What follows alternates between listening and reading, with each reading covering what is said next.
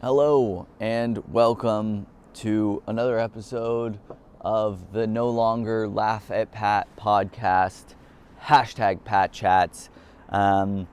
That's right, we did a rebrand. And when I say we, I mean me. There's no one else helping me do this. Most people, friends, family, they're a little bit annoyed at the YouTube channel at this point. You're also getting a nice little insight, pulling the curtain back, showing how the sausage gets made, because I forgot to record the intro for this podcast. And so I'm doing it kind of Ari Shaffir style, like, oh, I'm just outside, I don't care, like, whatever. It's definitely not Wednesday morning, and I'm just recording this at the last minute to have something in the beginning of the episode to address some of the things that happen in the episode. So yeah, here we are on a balcony in Berlin. So it's no longer Laugh at Pat, it's patmoorecomedy. Because Laugh at Pat didn't make it clear enough that it was about me, and it needs to really be about me. Except for in today's episode of the podcast, which now I'm just calling Patchats for now. I don't know, maybe there will be a new podcast project in the future. I'm not really sure. I don't know what I'm doing. I'm just going along, trying to make something every week and seeing where that takes me. But this week's episode is with a really, really funny comedian who's originally from Ireland. And I met here in Berlin. He's doing a bunch of shows. I feel like he's someone that I get the sense that everybody in the community is like excited when he's gonna be doing a set, because he's really funny. His name is Rob Moriarty, at Robdoescomedy on Instagram, and on his Facebook, I think, is maybe, I don't know. The links are in the description below, but it's definitely at Robdoescomedy on Instagram, so you should definitely go check him out. If you're gonna be in Berlin, you should definitely go see him do a show. And so yeah, I invited him over, and we talked about his life growing up in Dublin.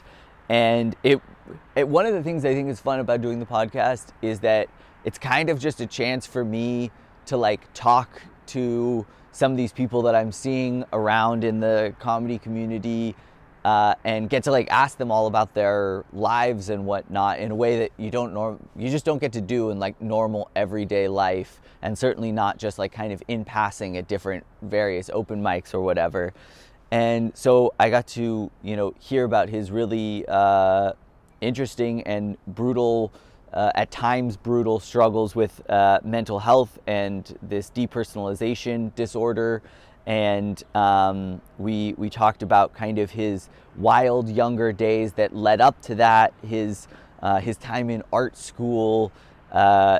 He's the year 2018. I won't spoil anything. Was a doozy for him. So we talk about that. There are so many twists and turns in his story. I was captivated, and he's really funny, and he's a really sweet guy, and I think you guys are really gonna enjoy this conversation. So I should probably just shut the fuck up and we get into the episode. But one, it's a professional podcast. There has to be an intro, even if it's this shit. And two, I wanted to make an intro because I'm trying to continue to make the production value of my podcast better and make my things better. And I've been trying to, the last two podcasts I made, I tried to do these like 3 camera shoots, and it's just not working. And I mostly blame my 10-year-old laptop. I feel like it just can't handle. The thing is, I bought a new iPhone to use as a video camera, and then my computer was like, I'm 10 years old, I can't use this iPhone, the video that's shot on this iPhone. And so anyways, I was trying to do this 3 camera shoot. You can see at the beginning, I do it a little bit for the first 10 minutes, and then I kind of just focus on the main shot, wide shot of us, and then some close-up of Rob, which also I had some audio syncing issues with. I don't know, it's not perfect, I'm sorry. Maybe just listen to the audio-only version. Oh, and then for the first time ever, I've always been really good at least about having the audio equipment work, and then the audio equipment crapped out in the middle of the episode, and then I started it recording, and then it crapped out again, and so I just the last 20 minutes we're just using the camera audio, which is not as good. Maybe you won't notice and you won't care, but I feel that I need to address it for whatever reason. And so those are the technical issues. But Rob's story overcomes those far and away. And so I think you guys are really going to enjoy this episode. And I should probably shut the fuck up when we get into it. One more thing. The intro is just me saying we're going to listen to the podcast now and then being like, actually, one more thing. One more thing, I came up with this new idea that I wanted to do in the podcast that, you know, whoever was coming on, if they were a comedian, we would watch a comedy special and talk about that, rewatch an old comedy special and talk about, you know, what it made us think about creatively. If it's a musician, maybe a song or an album or something. So this is the first time we did that. And so we talk a little bit about Louie's 2017 special, Live at the Beacon. It's still, I don't know if it's something I'm going to stick with. It's, you know, we'll see. I'm working out the kinks. I feel like in this episode, actually, Rob's story was much more compelling than talking about Louie's special, and maybe I should have just scrapped it. But there it is at the end, and now you know about it. So now, finally, we can get into the podcast episode. So here it is. Without any further ado, the No Longer Laugh at Pat podcast, just the simply #Patchats with maybe my new friend, I don't know, but a great comedian at Robdoescomedy on Instagram, Rob Moriarty. Enjoy.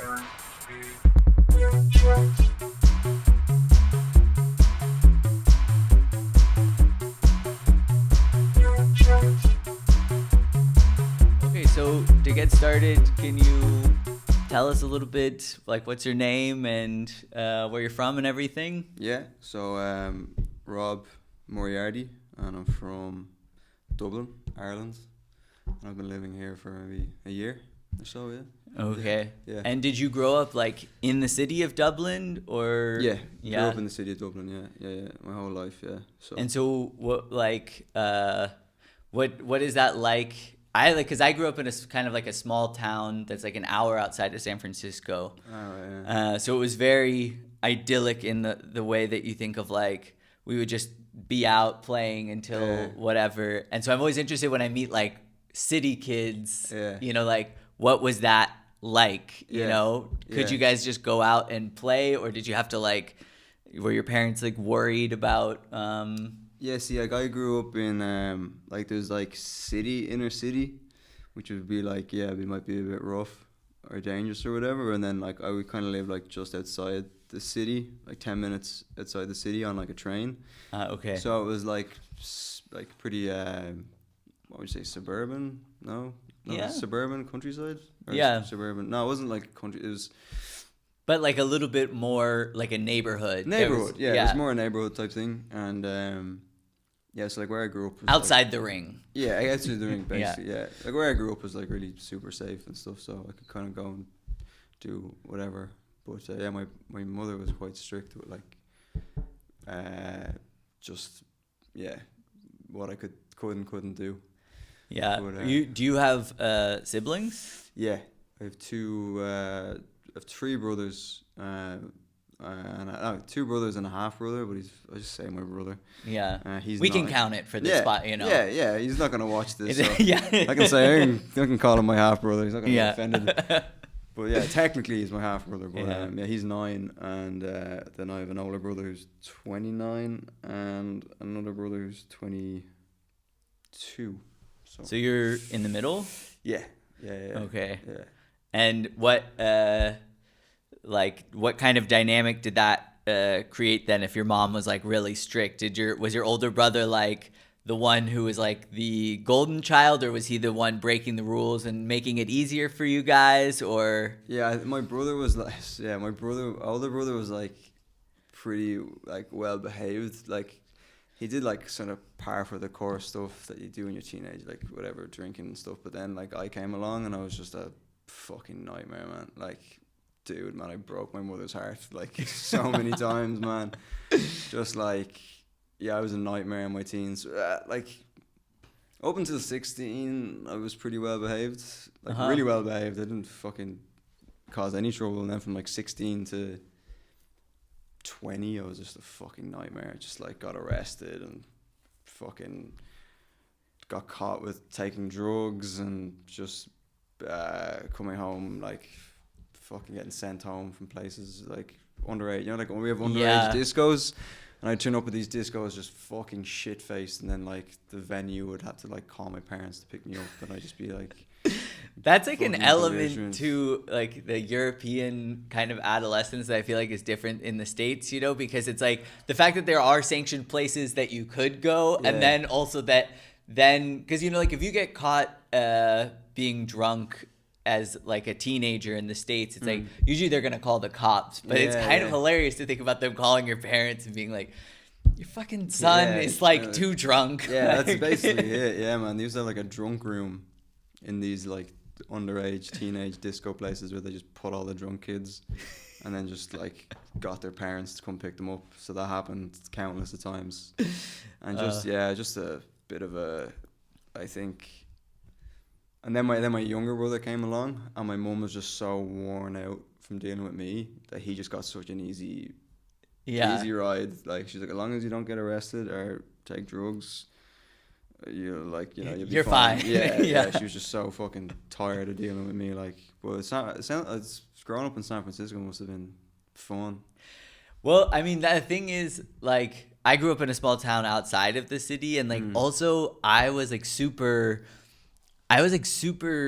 sheltered, and like I didn't get into like partying until I was later. Like, the thing that I did, like one of my friends and I, we used to sneak into the city and like not tell our parents, and Yeah. like you would take the bus into the city, but like we were going in to like watch a baseball game, Yeah. you know, like Yeah, the yeah, most yeah. like Yeah, it yeah, was yeah. like not sketchy at all. So I feel like we could have like been having like some wild times, but Yeah. that was just like I was still playing wiffle ball at like 17. So Right, yeah. yeah. But so were you like a good student? Were you like into school before you were 16? Did you like sports or theater or video games or what? Like, I mean, what was kind of your jam like when you were a kid? Yeah, like I was a real like square, I think, like till I was like 30, like I really gave a shit about school until I was like 15 or 16, and then like I kind of like I really studied hard and like got into like they kind of like they don't do it anymore because they think it's like mean to the kids, but they used to basically, based on your exams, they'd like make 5 classes out of the year, and it was like basically ranked on like how well you performed. So it was like 6-1, 6-2, 6-3, 6-4, 6-5, and 6-5 was just fucking chaos. Like a few friends in there, it was just mayhem. But I got into the top class just off the back of just really studying hard. It wasn't really to do with intelligence or anything. It was just really focused on school. And then I was like turned 16, and I like just met like my group of friends that I have now. They're like my lifelong friends, and I just started drinking and fucking partying and stuff, and then at that point I think I knew, I was like, I just knew in myself. I was like, I just completely lost interest in school. I was like, I'm not gonna go and do anything after school that will require any of this shit. And then I got super into music. I picked up the bass, and then I formed a band with like 2 of my best friends, and I was just like fucking like sit in my room for like 3 hours a day practicing. And I was like, I'm gonna be a fucking rock star, and like Flea was like my hero. And I was like, I'm gonna be a musician. Like that was my jam for fucking like 3 years. And then I was like also like really good at art, so I was like, fuck it, I go to art college, because like that's like where you hear so many stories about musicians meeting in art college and stuff. So I was like, I go to art college and fucking whatever. So then I got into an art college when I left school. And then and sorry, I did not to interrupt, but like, so were your parents supportive of? Were they like, yeah, that's great. Like, okay, you're not into school, but at least you're passionate about something. Like, so if you at least throw yourself into this, that's cool. Or were they like dude, fuck, you gotta like, you also need math. Yeah, I'm just looking. Like my parents were like super, like, they just wanted me to like. We do this thing called the Leaving Cert in Ireland, which is like you do it at the basically before like when you finish high school, basically you do this Leaving Cert, and then based on those exams, you get like points based off those exams, and then you need those, you need X amount of points to get into certain colleges or whatever. So they just wanted me to pass my leavings. They were like, just don't fail your leaving cert and we'll be happy and you can just do whatever the fuck you want. So, and then they were just happy that I got into art college because they're just happy that I was like, at that point I was like, yeah, I'll be like, I wanted to paint and stuff / be a musician and stuff. So yeah, they were just happy that I was passionate about something, and I was happy. Like they weren't one of these parents. They were like I have some friends who the parents probably would have been like, you have to go to do a real, go study business or accounting or something that you can get a job from. I was lucky. I never really experienced that with my parents. So where was the art college that you It went was in to? Dublin. It was in Okay. Dublin, yeah. So I went to there for And was there was that because in the States, I mean, okay, I was going to paint with a really broad brush and be like, in the States, it's like a big decision. Where are you going to go to school? What are you going to do after you graduate?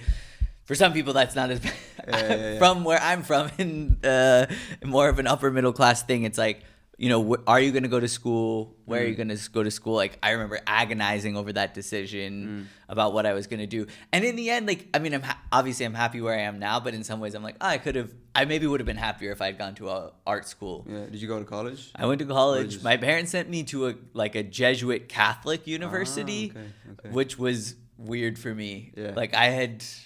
I went to college with all these kids who went to Catholic school their whole life, went to church their whole life.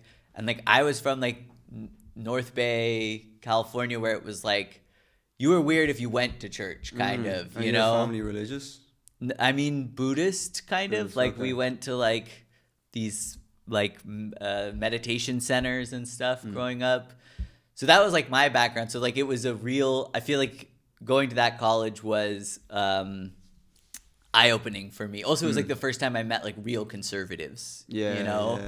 In the wild. Yeah. I'd say so, yeah. So, but for you, was there any agonization over the decision of what to do when you finished? I think no, I was pretty dead set on going. And that as well, you basically had to make a portfolio of work to get into colleges, and I was trying to get into there's this college, and I don't think it's as revered as it used to be 10 years ago or whatever, but NCAD was the name of the college, and it's the best art college in the country, and I think at the time was considered one of the top in Europe or whatever. So that was the one you always aimed for. So and that to get in there is so much work. So that I was doing all that portfolio shit and not really studying for anything else. So I completely ate shit. We do you do a dry run exams halfway through the year called your mocks, which is basically just the exams but a mock version of it, and I got 90 points, which is that is horrendous. The average would be 400, 500 points. Shit. That's probably the Yeah. average. So I got 90, which means I just failed across the board. And then I managed somehow to I think I might have cheated in the exams as well, because I was because I needed 300 points to pass. Yeah. And I needed to pass the exams to get into art college. Yeah. So I needed 300 points. So I think I studied a bit. I think I cheated a lot, man. I got so creative with cheating, man. You wouldn't believe it. It's if I spent as much time devising ways to cheat as I did studying, I probably wouldn't have had to cheat. It was just, I was just scared about passing. And then Do you remember any of your best cheating scams? Things? Yeah, I got one from American Pie, or is it American? One of them fucking High School Music things where it's you write on your leg. Yeah. And then you sit and then you pull your jeans up like that, and then you stare, and then Another one that a lot of people did was like sneak in like really small notes in like your pencil case, or Oh yeah. right on the back of your calculator, like all your stuff. And then or else you could go to the bathroom, but they're like super strict. Like they'd have invigilators like follow you to some cunt just falls through the roof. Like, yeah. I don't know if that's even gonna come through, but for everybody watching, someone started doing construction. Yeah, but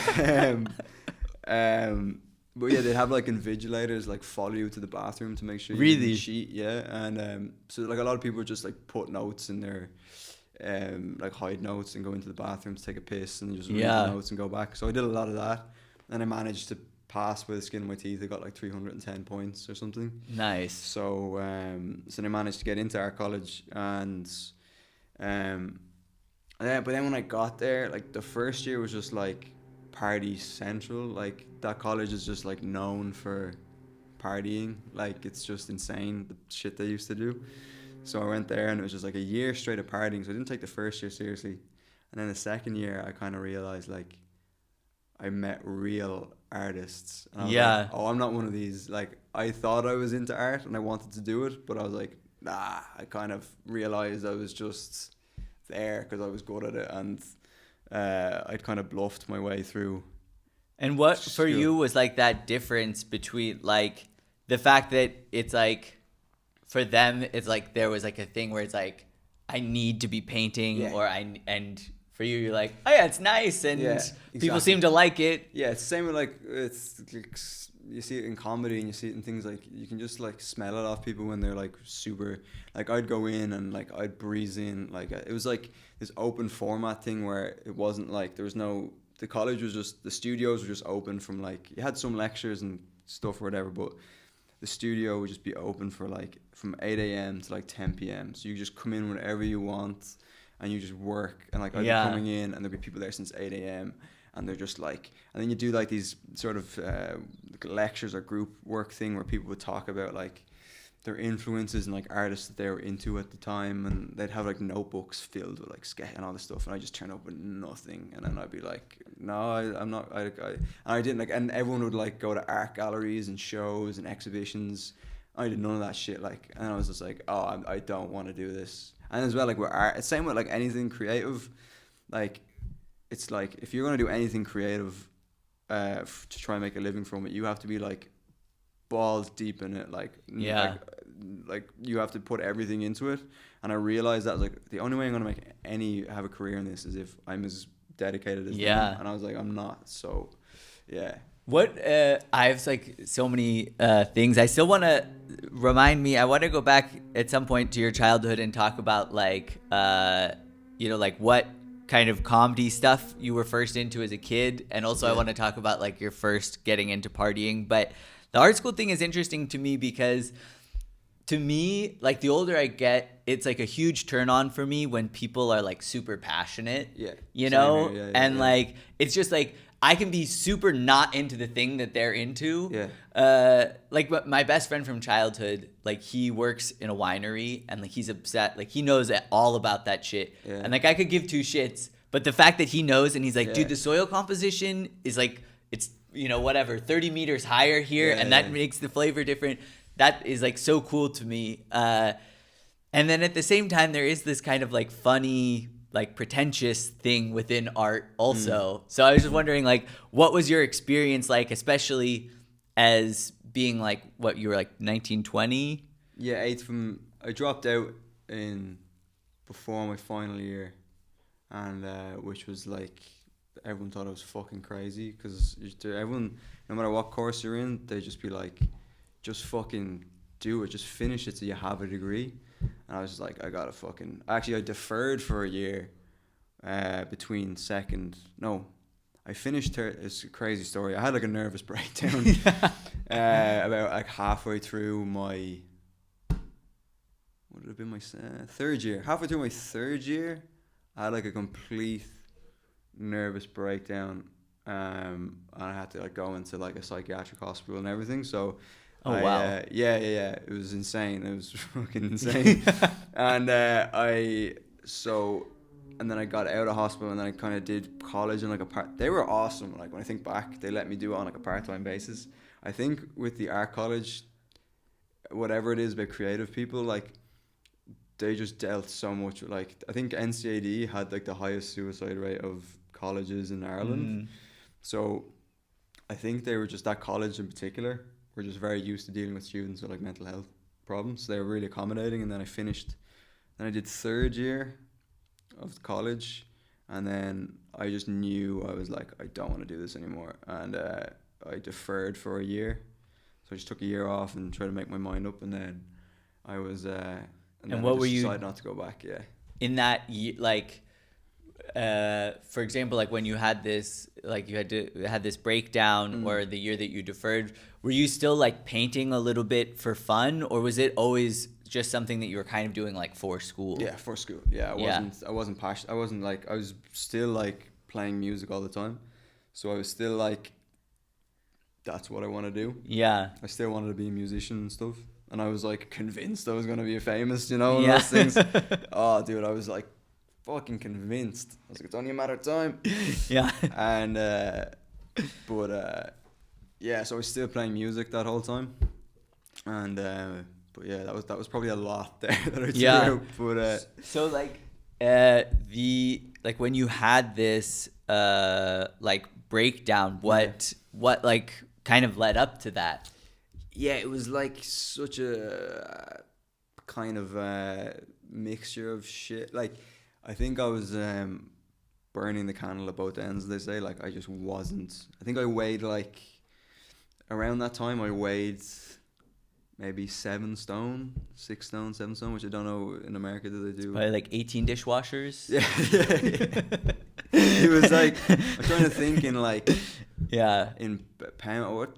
But is that just like very skinny or very heavy? Very skinny. Very skinny. Okay. Like really unhealthy. I was like never ate, and when I did, it was just like shit food, and I was smoking, I was drinking, I was like never sleeping, I was taking drugs a lot, and then And was it like fun, or were you like, was it one of those things where it's like you wake up and you're like, fuck, like I gotta get my shit together? No, yeah, it wasn't like that at all. Like I was just having the time of my life. Like I was just having a great time. Like I was just partying, and I never felt like I was ruining my life. Or I just thought like, this is what you do. You're in art college and you're young and you're in a band, and I thought that's just what you do.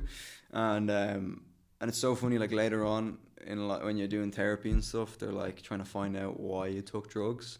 They're like, there must be a deeper reason. You're like, they were fun. Like they were really fun. I really enjoyed them.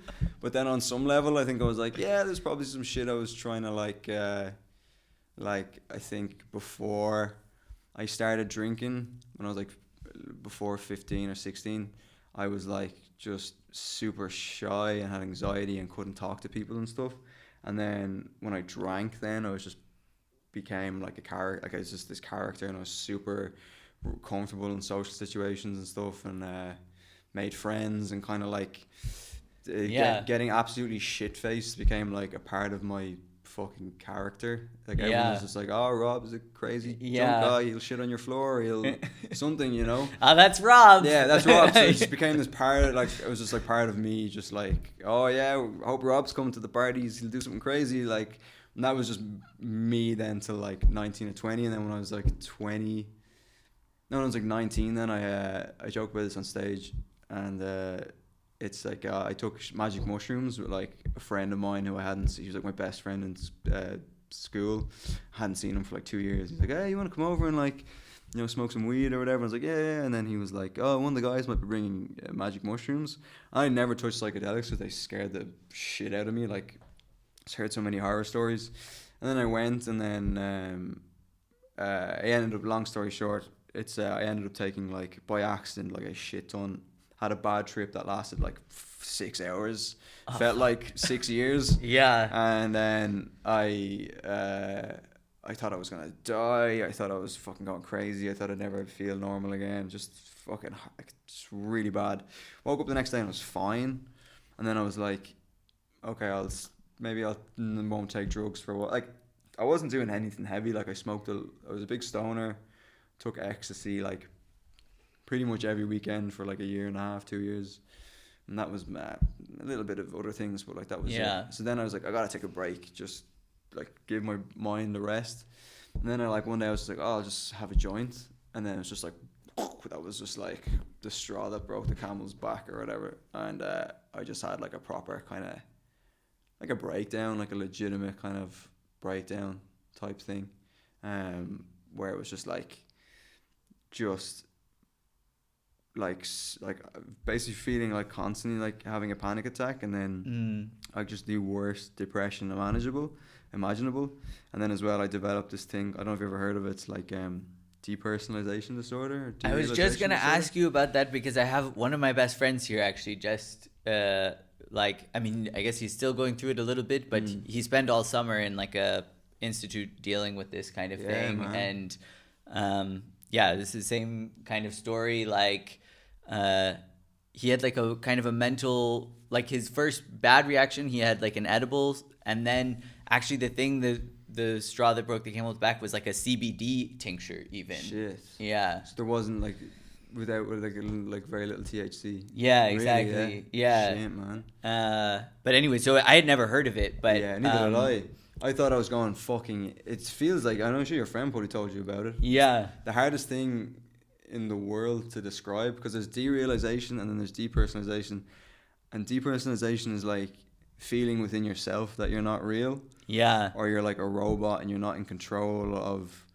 You feel like someone else is in control of your limbs, and like you forget, like you just, it's the weirdest fucking feeling. And then derealization is kind of like the outside world, and it feels like you're in a dream, or you're watching the world on like a 2D screen. And then you get like, along with that, you get like kind of these things, like these minor hallucinations, like things had like halos on them. Yeah, so, like, or like he would describe these like streaks, kind of. Like streaks. Yeah. And if I was talking to you, there'd be like a glow, like outlining you. And then like if I like a car drove past me, like the headlights, I'd see the headlights would be like hanging in the air. And then like I still have it now as like visual static is what they call it, where it's like I look at a blank surface and it looks like a a TV screen is kind of like staticky, like just like that. So I was just like, I was like, oh fuck, my life's over. Like, I'm never going to be able to live a normal life now. And I was like, how am I going to function again if I have this disorder? Like, and as well, you start thinking the world's not real. Yeah. And that you're like an alien, and that you just have these crazy fucking thoughts where you think, like, I'm sure like your friend, like you proper feel like you're going insane. And I was like, and then there's like, you start thinking, that was like the one time I've genuinely been like suicidal. Yeah. I have had mental health shit since I was like 10, 11. And this is like the one time in my life where I was like, I might actually have to fucking kill myself. Yeah. I didn't see a way out. Like, I was like, I didn't leave my house for like 2 months. And I was like, I don't know how I'm going to fucking live with this. Yeah, when that thought starts to come in, like, how do I do this for 50 life. Years or something? Yeah.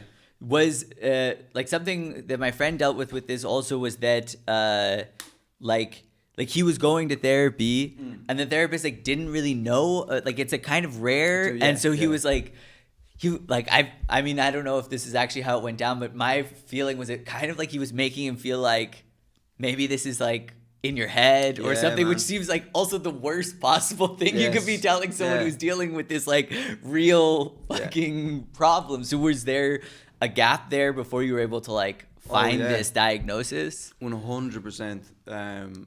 Where it's like, it's rare, but also it's like a new thing that's like a disorder that's only becoming recognized now, and it's probably to do with like I don't know, is it just that the population is taking more drugs younger or whatever? Because I think a lot of people that I've met that have had it like joined support groups and stuff, and like a lot of people is like it's drug related, but then also it can be caused by PTSD and shit like that. Like people who PTSD sufferers get it, and so yeah, like I didn't know, and then like a lot of I went to so many fucking places, and they're like, oh, it's just anxiety, it's this, it's that, it's blah blah blah blah. And then I went to see like my GP, which is just like a general like practitioner, like you're just a doctor that you go to for everything. And he just like off the cuff was like, oh, it sounds like this, like depersonalization thing. And I was like, shit, never heard of that. And I went home and I Googled it and I was like, this is it. Like, this is Yeah. exactly what's fucking happening to me. Was that a huge relief to kind of like be like, oh, there's a name to this? Yeah. And I was like, at least then I knew like there's like this thing and whatever. But then on the flip side, I'm reading about it and it's like, it never goes away. And I was like, there's no cure, there's no medication for it, and then that was even scarier. Because like on one side it was nice to know what it was, but then the other side it was just like, there's no known treatment. Yeah. Basically you have it for life type thing. So and it's only actually when I went into the psychiatric hospital that they like officially kind of diagnosed it. But it's a dissociative disorder, is what they call it. So it's all like at the base of it is basically like anxiety. Like it's all fueled by anxiety, more or less. But it's like a dissociative disorder. So yeah, there's no like treatment for it. They just treat the anxiety and the depression, and then So was there for you like a corner that you turned at some point? Yeah, I think like, to be honest, to this day I still have it to some degree, but like the way I like to think of it is it just becomes your new reality, and then you forget what it even felt like to feel the other way. So I just have come to accept it and I'm comfortable in it. But then the odd time I get a wave of it like every now and again, and it's just like I just feel like I'm losing my mind, and it all comes back, and then it's whatever, it goes away, and I just learn to cope with it. And then there's some days where I don't have it at all. Yeah. And I'm completely fine. I don't notice it at all. And is it the type of thing like, my experience with mental health, like the only thing I've really dealt with is like I had like a pretty severe depression from like 19 to like 22 or something, or 24 maybe. And like the way I see it now is it's like I haven't had like any sort of like bad flare-ups since probably like 2017 or something. But it's just like something that's always like I'm aware that I need to like manage. Where for me, like, if I haven't like run in like a week or something, I'm like, fuck, I got to do this. Otherwise it's going to start to become like that I can't go running, or like I can't do the things that help me feel better, getting to sleep, whatever, It was a huge wake-up call. I was like, I need to get my shit together. Like I matured massively in that period of time, because I was just like, I have to get my shit together. Well, like your friend, how are they doing now? Are they like... He's doing like a lot better. He spent, I think, he had like the better part of a year kind of, I think, just like struggling with it by himself, not knowing what it was, which was, I think, really brutal. And then he spent the last 2 months in like a kind of, I don't know what you call it, but like he was at a clinic, but like he could leave. Oh, he could do like an out, yeah. And I think that was really good to like, and now he just got back and he seems like he's doing like. Well, like tell him that I had it and I got out of it. Yeah. Like, no, definitely. Like I got it. Like I've been good now on that side. Other side things not, but the deeper, all that kind of shit. Like I've been good at it more or less for the best part of. I'm 27 now. Best part of 4 years. Wow. Yeah. Like to the point where it's like, I can just get on. I don't even like. It's not a hassle anymore, Yeah. So were you like, when you started to go through this, could you still like play music at that point, or did just like everything kind of drop away in your life? And yeah, everything dropped away. I think that was actually like a turning point in. It seemed like after I went through that, I just lost something happened where I just lost the passion for music, and I thought it would come back, and it just never did. And then I tried to. I actually, when I was in that thing, I just watched movies, just all that. Like it's just because you just get distracted. Yeah, and I think it's another world you can live in. Yeah, and I think with depersonalization, it's like when you're distracted, you don't feel it because it's all to do with your mind and and you're recognizing that you don't feel real or whatever. And so if you're distracted, like doing something, it kind of goes away. So I just would watch like just 6 movies a day, just like in my room. And then when I got out of hospital, then I was like, right, I just need to keep as busy as possible. So I went back to art college, and then I was like, thought it was this genius idea to do another college course, which was just the fucking like stupidest fucking idea ever. But I think in my head I was just like, if I stay busy, I can't get sick again. Yeah. So I did a sound engineering part-time course and then full-time art course, which was just a fucking nightmare. And then so I just did that for a year, and that kept me like relatively sane because it was just busy all the time. And then and how did your parents deal with this? I think it destroyed them. Yeah. Like big time. It destroyed my family. No, not my family. It broke. They're dead now. Yeah, they're actually dead. yeah. Yeah, they're dead. Yeah, they're just like, I can't fucking deal with you anymore, Rob. But yeah, it broke their heart. Like, yeah, because they probably see me and they were like, is his life over? Is he gonna spend the rest of his life in a fucking lunatic asylum or whatever? And then I think just seeing your kid suffer like that was just like bad. And then like seeing your kid in a hospital, and all that shit. And yeah, I'd say they suffered. They never showed it, you know. Yeah. They never let me see it, but I'm sure they really scared the shit out of them. But yeah, like I have amazing fucking parents. I'm very lucky. And I have a stepmother as well who's fucking awesome. So I was very, very, very lucky. Nice. And so when you kind of got out and you're like, I'm going to like get into just working full time, were they kind of like on board with that? Yeah. And that's even the thing with comedy now is like, they're like, we don't care what the fuck you're doing as long as you're happy. Like, because they just saw me go through that, and they're like, as long as you're just do whatever that does, and just as long as you're sober as well. As long as you're sober and happy, like, you know, that's you're doing good. You're doing good type thing. And that's it. Like they're very good. So like and then I just went and got like a real job. I worked in like a gas station for like 2 or 3 years, and then flipped in and out of jobs basically up until COVID. And so you decide like, okay, I'm done with the art school. And actually I want to say one thing quickly about that point about your parents just being like, now you're happy, is like the most important thing, which I think for me, like, you know, I went through this kind of like suicidal, depressive phase, and the great gift that I learned from that was it really made the priority in my life just like, am I happy? What can I do to be happy? Which is such a simple idea, but like, you know, so many of my friends, I see them like really like, should I do this thing? Should I do that thing? You know, whatever. And it's like, just, are you going to be happy? You know, it's such a gift of a philosophy. Yeah, because I think people who don't get sick, they take happiness for granted, I think.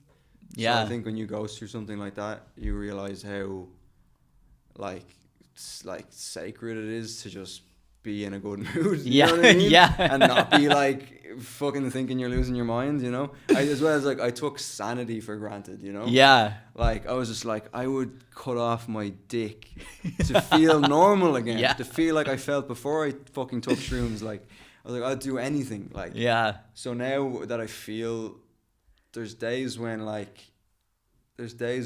like stressing something, I'm just like, you know, you're saying you're relatively, you know, okay, like, and you know, you're sober and whatever.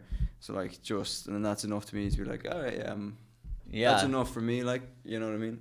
Totally. But yeah.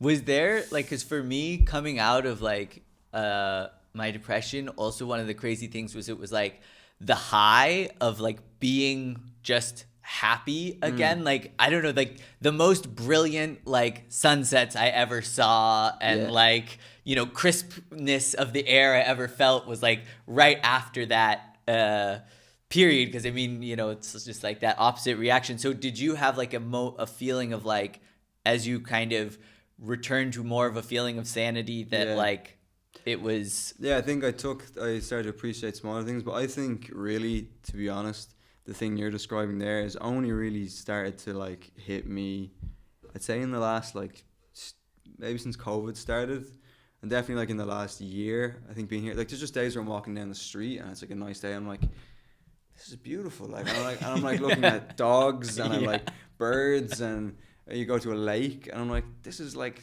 life is. Or else like something really, nice happens. Like just you just meet someone, you have a really cool conversation, or like a fucking like you're on a train and like a baby smiles at you or something. Like that sounds super cheesy, but like you're just like, fucking life is beautiful. Like it's shit. Like it can really suck dick like really badly, but there's like some really beautiful shit. And there's like that whole high on life thing that I used to think was horse shit, but then there's days where like I'd literally be walking down the street and like just like this feeling of like,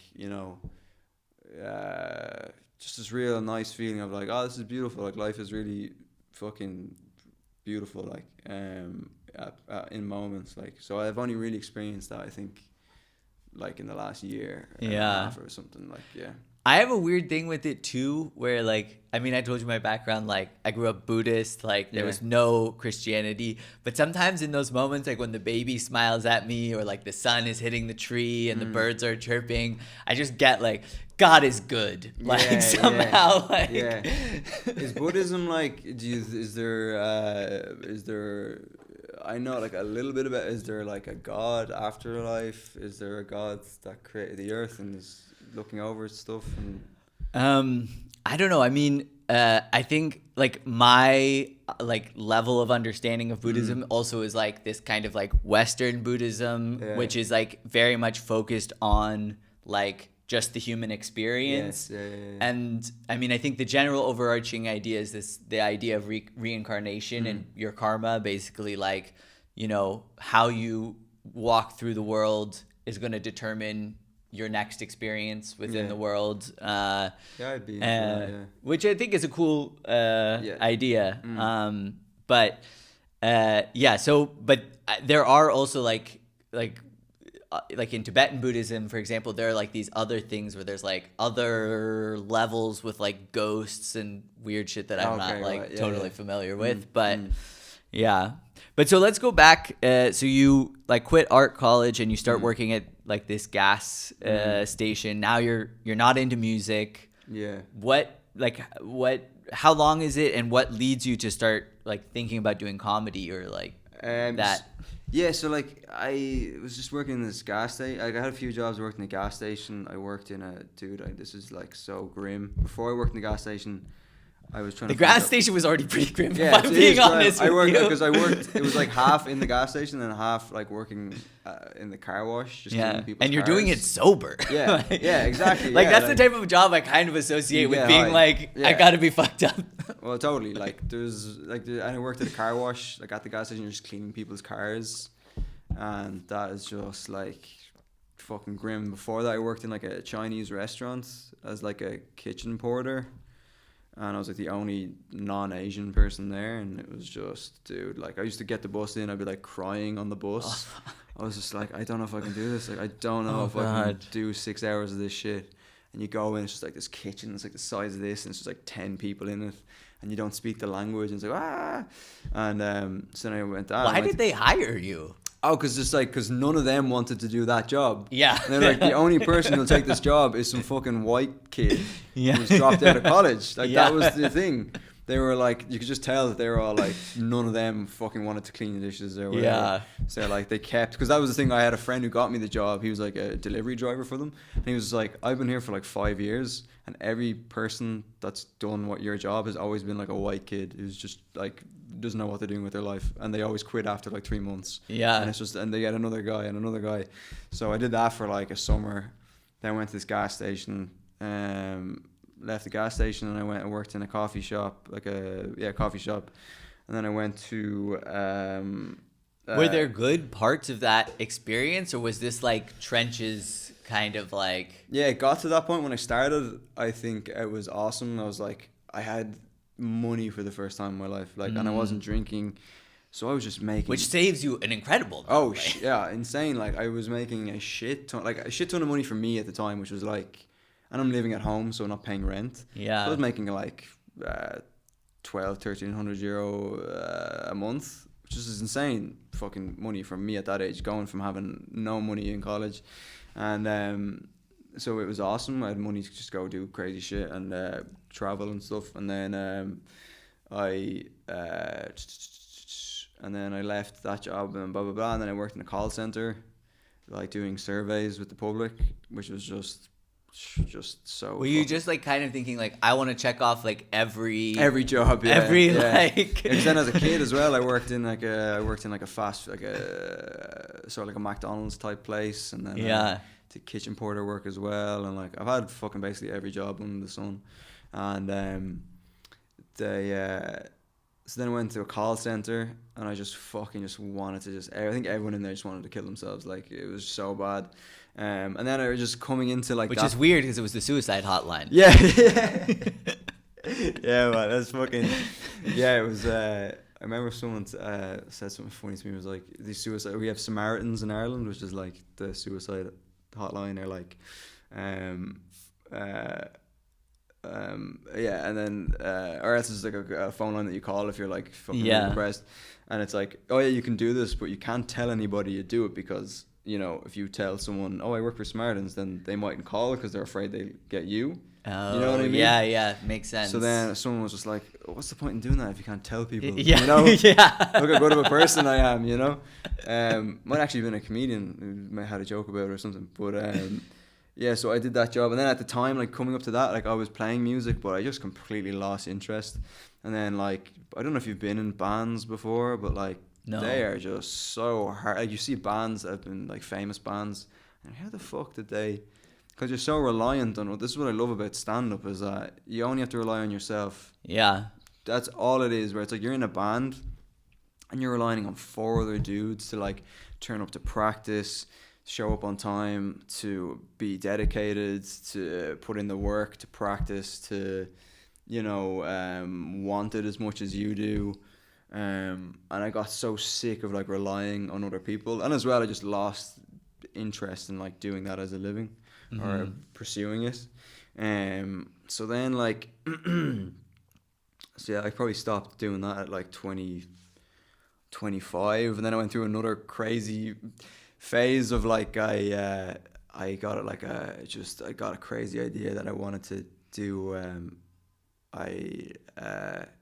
There was this program that started in Australia, and then it was like, it's global now, called Wimp to Warrior, it's called, and it's like a global thing now, and I saw an advert for it, and like, my whole life I've been like conflict averse, and I'd never been like doing like physical. I've been in 1 or 2 fights, but it was very whatever, and at the time I didn't know what the fuck I was doing with my life, and I kind of just had this realization, like, I need to just do something crazy to just get me out of this rut that I'm in. Yeah. So I saw this thing, and it was like this program thing where it was like, people who've never done mixed martial arts go do this program, you train for 6 months, and then you have an MMA fight, an amateur MMA fight. So I was like, that's what I'm doing. I'm fucking doing that. What? Yeah. What? I was like, I'm doing that. So I tried out for this thing, and dude, the trials were like fucking just, they put you through the ringer. Like, it was so.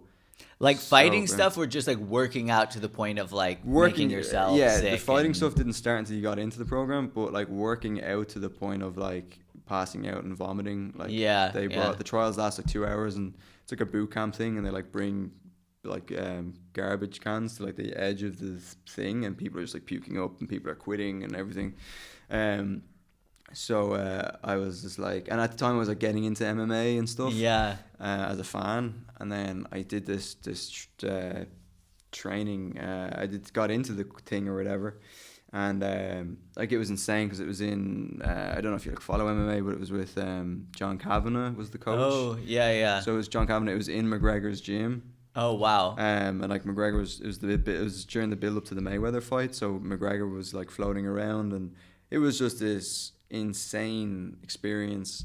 And so I trained then for like 5-6 months, which is like getting up at like 4 a.m. Had to be at the gym for like 6 a.m. Was there like I mean, obviously it's like brutal, but was that also like kind of therapeutic to have this like schedule and this thing that you're a part of? And there's like one of the, I think now is kind of like doing stand-up is like very good part of my life, but that was another one as well for like, I was just training like all day and then eating really clean and like going to bed early. Like I was just in a really good place physically and mentally. And then the 6 months are grueling, like injuries and blah, blah, blah. And at any point are you like, holy shit, I'm going to have to fight somebody? Or Yeah, are you excited for that? I was excited, yeah, okay. because my life had been so fucking boring for years. You're like, I mean, I started partying hard when I was 16, went to art school, had like a crazy depersonalization. Yeah. But it was boring. So. Yeah. I suppose this was like, I was like 24, so it was like maybe 4 years removed from all that crazy shit. And I was like, this is the first time as well. I was like doing something. I was like, and then at that point, I was like, I'm gonna do this for the rest of my life. That was like 100%. I was like, yeah, I'm so happy here. Like the gym felt like a home. There's like a real brotherhood type vibe in MMA gyms and just jiu-jitsu gyms and stuff. And I was like, this is what I'm. And I loved fighting. Like it was insane. Like I loved sparring and training. So I was like, I'm fucking doing this. And then I had this fight.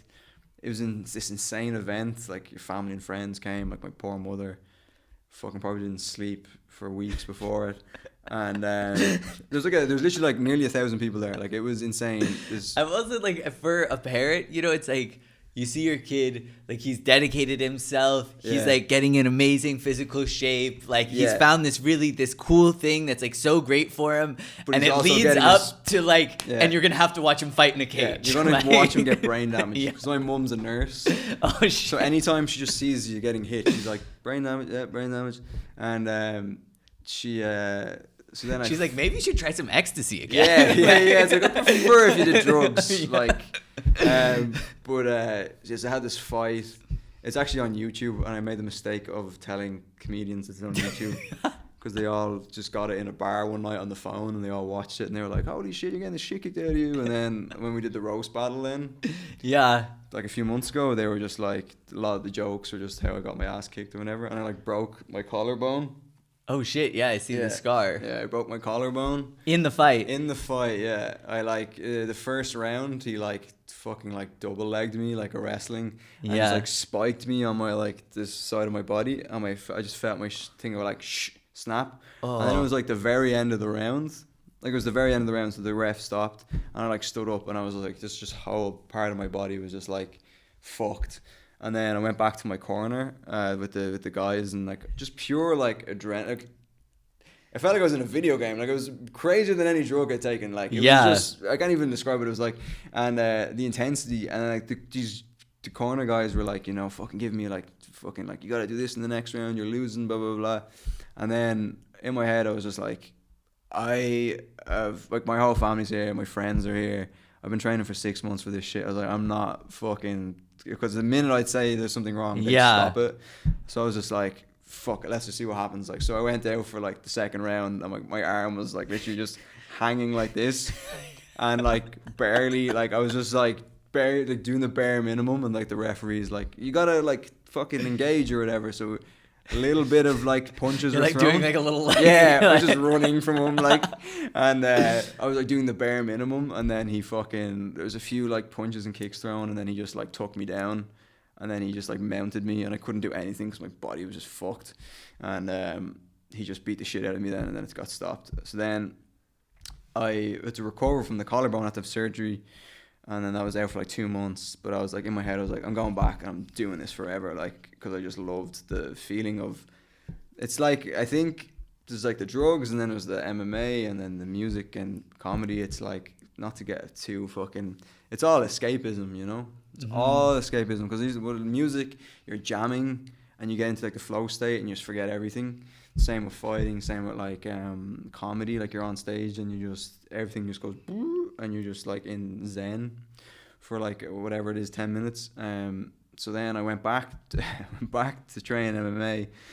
Now I trained for like 4 months, and I was gonna do like a Muay Thai kickboxing fight, and then like in the build up to that, then I just got the shit kicked out of me in training one day, like in sparring, by this dude who was like way bigger than me, and he gave me like the mother of all concussions, like Oh fuck. Seriously, like, and that ended my fucking Fucking prospective fighting career that I really wanted. And it's yeah, and then I ended up getting this. I know this sounds crazy that all this shit happened, but I ended up getting this thing called post-concussion syndrome, which is where you basically. How old are you? Yeah, I know, yeah. 27, but like, man, I'm like convinced, I'm gonna have Alzheimer's when I'm like, I've already like made peace with it. Like, I'm gonna have dementia when I'm gonna have like early onset Parkinson's or something. Like, I'm just at peace with it at this point. But like, I got like this thing called post-concussion syndrome, where it's if symptoms last longer than a few months. Went to a neurologist. He was like, you gotta stop fighting. You gotta stop getting it. You can't do any contact sports for like the rest of your life if you want to have if you want to be able to be like fucking cognitive function when you're older. Did that like trigger some also like kind of PTSD type shit with the depersonalization? Because I imagine like you're like, fuck, I found something else, and now like it also fucked me up, and like, did I lose it again? Like, that was it, because it was just like, it's just repeating itself. Like, I thought art was going to be my thing. That fucking went. I thought music was going to be my thing. That fucking went. And then I was like, fighting is going to be my fucking thing. And then that got taken away. So that was like a really dark period in my life, like really bad. Like that. This all happened like the start of 2018, and so I basically got told I couldn't fight anymore. Yeah. And that was fucking heartbreaking. He was kind of like, give it like 9 or 10 months, and if you're still like not right, then you can't do it ever again. And but then I just completely ignored everything he's told me. I went back training. I didn't spar like getting hit, but I did I wrestled in jiu-jitsu. But like, you're doing that and you're still hitting your head and getting slammed and all this stuff. And I just wasn't just listening to the advice. So if anything, I just made it worse.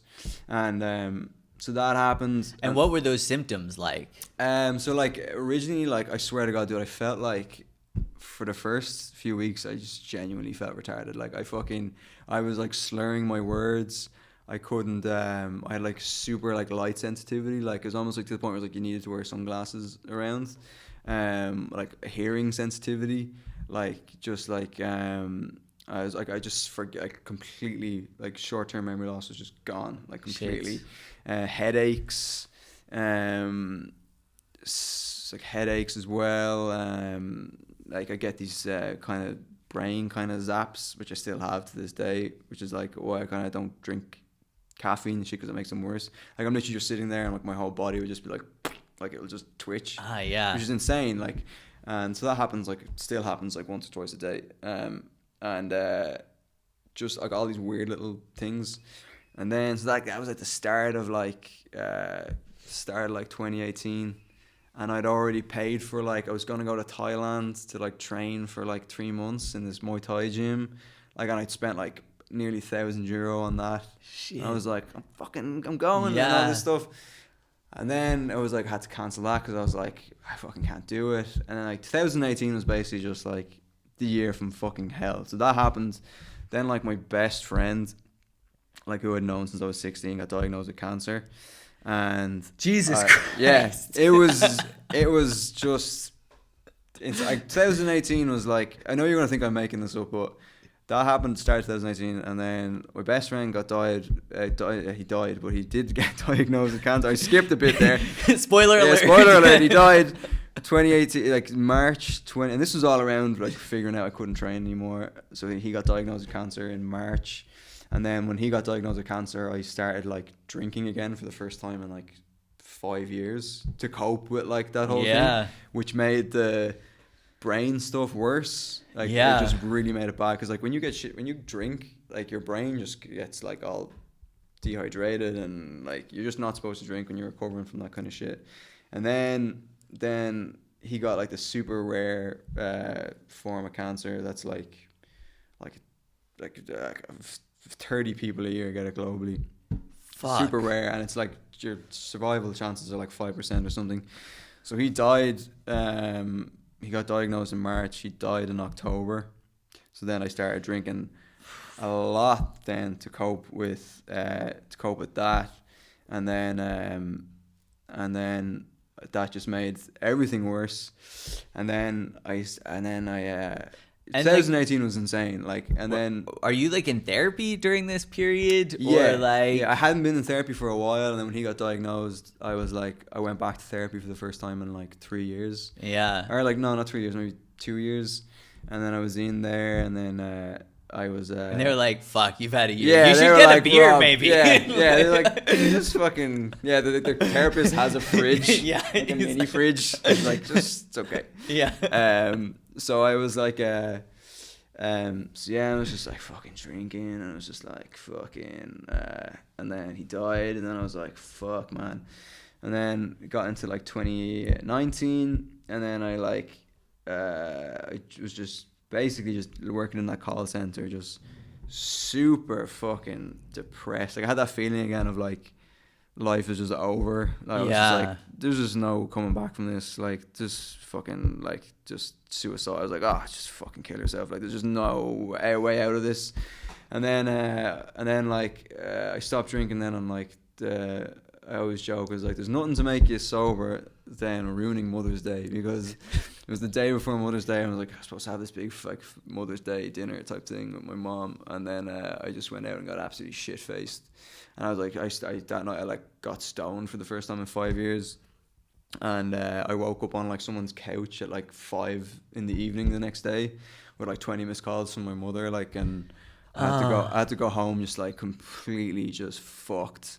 And she just knew what had happened. Yeah. And then she was like, And then, so then I was like, that was the last time I fucking drank, basically. That was fucking 3 years ago, or 3.5 years ago.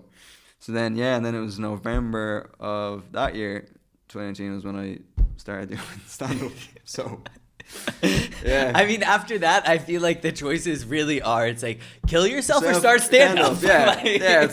I was like, at that point, I just stopped giving a shit completely, and I was like, I'm just gonna do what I want to do. I was just like, I don't even fucking give a shit anymore, which is I was managed to turn it into like not giving a shit in a bad way to like not giving a shit in a good way, where I was just like, you know what, man, I could be dead tomorrow. I might as well just fucking go and like just do some crazy shit, and like, you know, yeah, it really makes you aware of your fucking mortality, you know? I was like, my friend was like completely healthy, and then he was fucking dead in 6 months. So I was like, same thing could happen to me, you know? Like I could get hit by a fucking train, I could fucking whatever. And so yeah, it was yeah,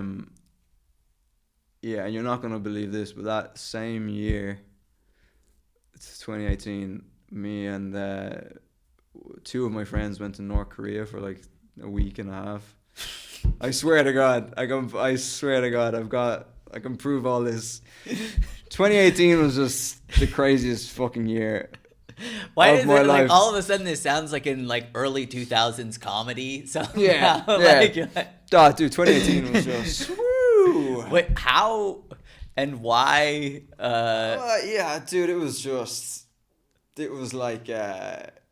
like in the summer of like all this shit going on, and like I was like supposed to go to this kickboxing thing, and then I didn't do that, and then my friends were like, my 2 other friends were like, we're thinking of doing this, it's possible, like, because I was like, how the fuck do you even do that, like, is it possible? And it's actually pretty straightforward. There's like 2 tour companies in Europe, one's in Denmark, one's in England, I think. And you just pay them like €1,200. You burn an American flag. And yeah, you burn an American flag. Yeah. And you just do this. You pay them. They just sort out the visas. They sort out the flights and everything, getting in and getting out and blah blah blah blah. So then I was just like, you know what, fuck it. Like, fuck it. Let's just do it. And like, you know, I was in a real fuck it point in my life as well. So we like went for like. We went for 2 weeks. Like a week was spent in North Korea, and then the rest was like China, like Beijing, and because you had to go to China to get into North Korea. Yeah. So that was like the meeting point of like the tour company. So we just decided to do China as well. But so to North Korea for like a week, which was just fucking insane. Like like what? Because I mean, from what I've heard or like stuff I've seen on the internet, like the people who go, it's like it's a very like manicured trip or yeah. something, Yeah, you know. yeah. But Completely. also like kind of spooky, right? Or Yeah, what yeah, would, yeah. It was like a fucking just a surreal experience, like super surreal. And but then like yeah, you're hyper aware that like we're just seeing what they want us to see, and we're getting fed all this fucking bullshit or whatever, um and it's you really have to like keep reminding yourself that about all the atrocities that are happening there and stuff.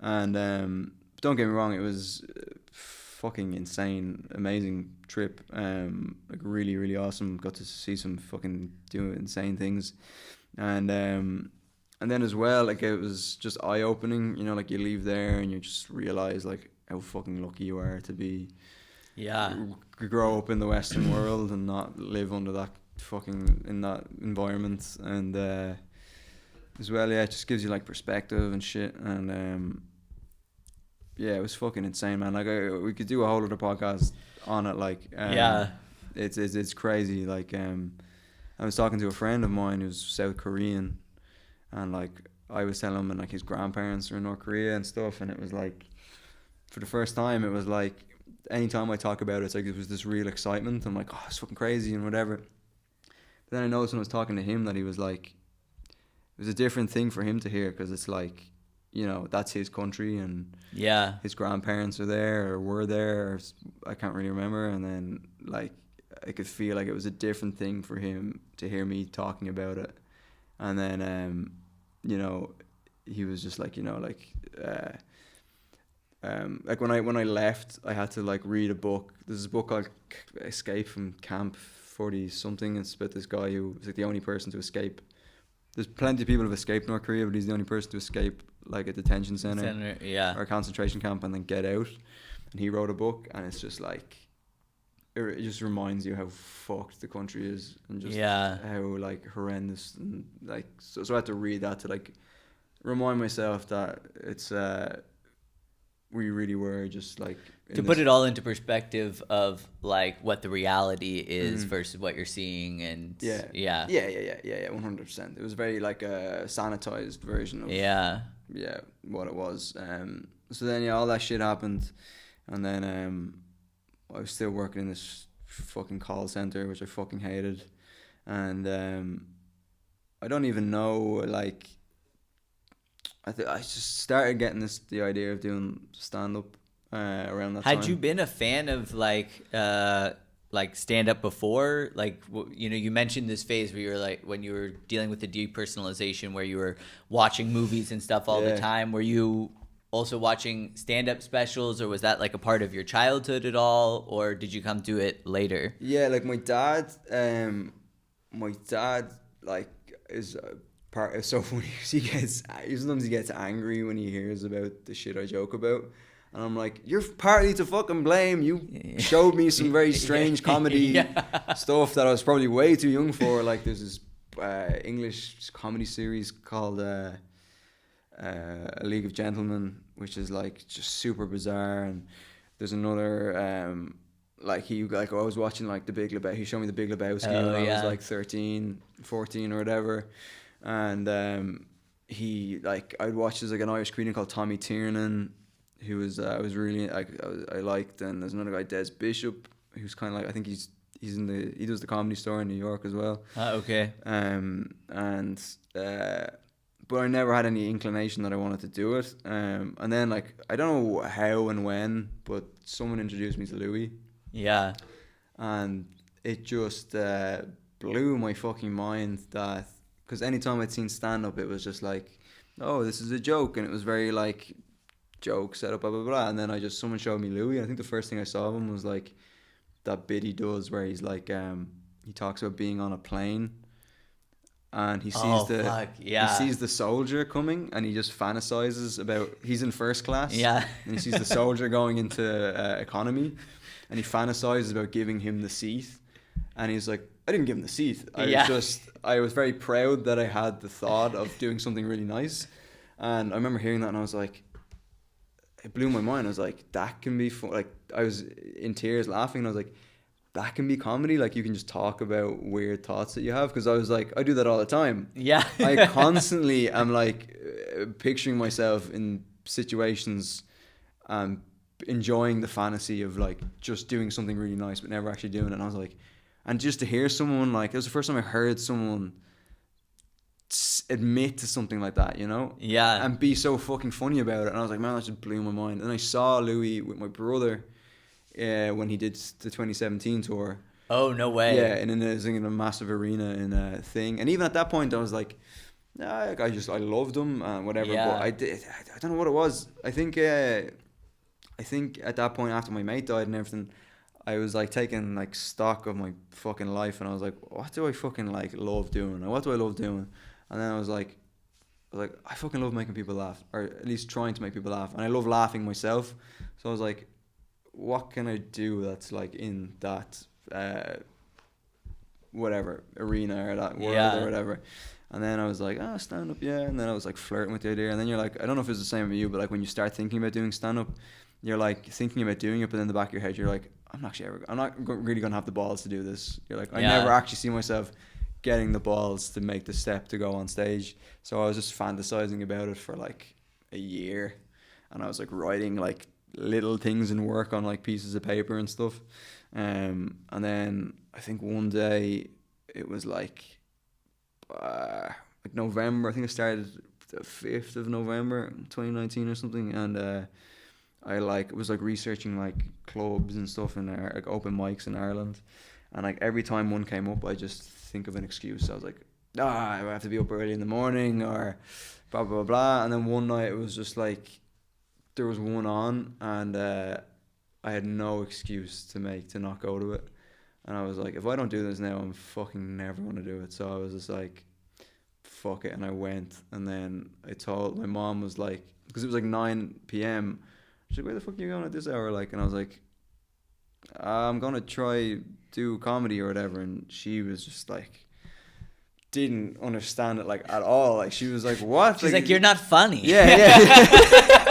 Yeah, because she was like, you doing stuff like you fucking hate, like you're a nervous wreck, like you're gonna get in front of people and tell jokes. And as well, she was like she's like, what even is comedy? Like, she just sees people on the TV doing it, and she just thinks that like you just apply for a job of a comedian and then you just walk on stage and you're famous. She was like, what do you mean you're just gonna do it to like a room full of people and you're not gonna get paid and whatever? So it's just completely, she just didn't get it at all. Even worse, the people there aren't even really interested to see it. Yeah. And I'm shit. Like I'm really bad. So it's like, it's all like, it gets so much worse, Mom. And then she didn't get it. And then my brother overheard me, because I didn't want anybody knowing. Yeah. And my brother overheard me talking, and he's an actor. So he was just like, bro, I gotta come with you. Like, I'll help you, like, whatever, with talking with stage or whatever and all this stuff. Like, because I just didn't want anyone to watch. Yeah, of course. That's a nightmare. Yeah. Like, if you embarrass yourself in front of strangers, that's what I always tell even my friends now. I'm like, if I embarrass myself in front of a room of strangers, it's like, that can just not exist anymore. You know, if you see it, I'm trying to do something, and then it all becomes real. And then all your friends are like, it's not really funny. Yeah. Because I've eaten shit in front of my friends. Yeah. And you're like, yeah, Rob's not, he's not good at this comedy thing. Yeah. And then you're like, no, I swear to God, I do really well, but just not tonight. But, so yeah, my brother came with me, and it was like one of these, like, I don't know if you know the Sunday Slips here, where it's just like music, poetry, fucking like guys doing handstands, like there's acrobatics, like it's just everything. And then I went, anybody who wants to come up on stage, anyone who wants to just do anything, like so I went up, and it's like, it's so funny because it's like they try their best to avoid this, but like sometimes it's like this guy comes up and he like reads a poem about like his mother has cancer, and you know he's like struggling with it, and it's like a spoken word thing, and then he gets off stage and it's like, all right, comedy, who's gonna, and you have to go up and follow that with like dick jokes and suicide jokes and stuff.